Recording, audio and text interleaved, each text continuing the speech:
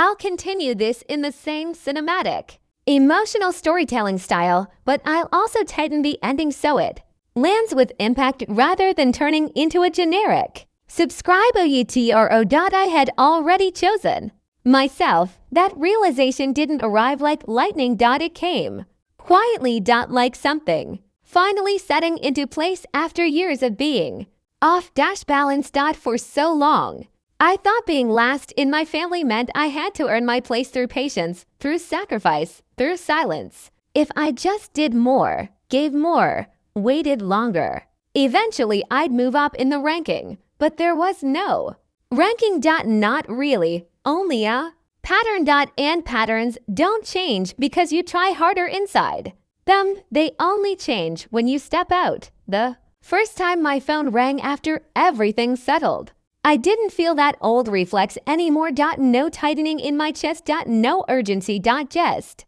awareness. It was my mom. I let it ring once. Twice. Then answered. Her voice was different now, less certain, less automatic. "Hi," she said. "I just wanted to check on you." That sentence used to be rare. Now it was becoming normal. "I'm good," I said honestly. A pause, not uncomfortable this time.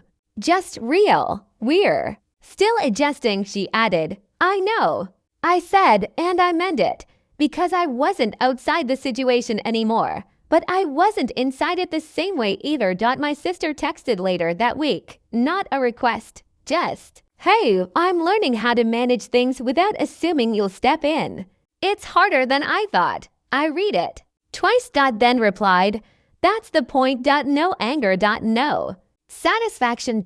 Just truth." Months pass like that. Not dramatic. Not loud. Just steady.